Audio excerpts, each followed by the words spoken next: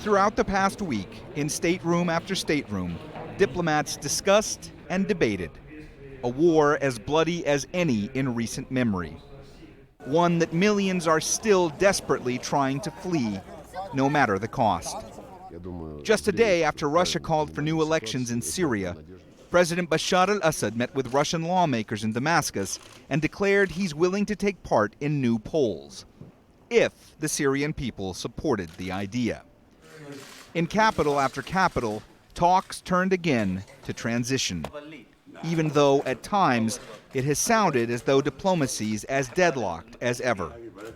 In Cairo, after a meeting with his Egyptian counterpart, Saudi Foreign Minister Adel Al-Jubeir declared Al-Assad has no role whatsoever to play in Syria's future. Egypt's stand on Syria is similar to that of Saudi Arabia.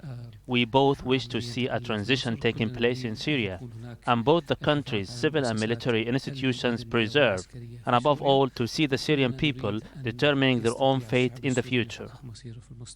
Syria's opposition, meanwhile, says they're not opposed to compromise, provided it's not Al-Assad they'd need to compromise with.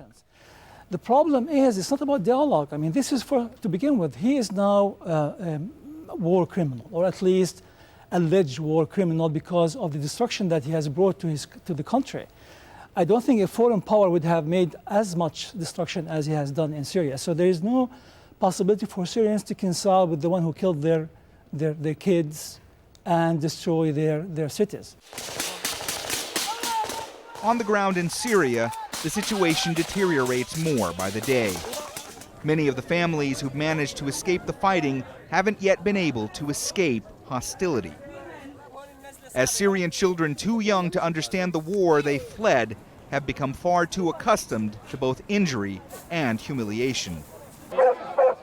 While aid groups haven't stopped warning about the perils of a lost generation.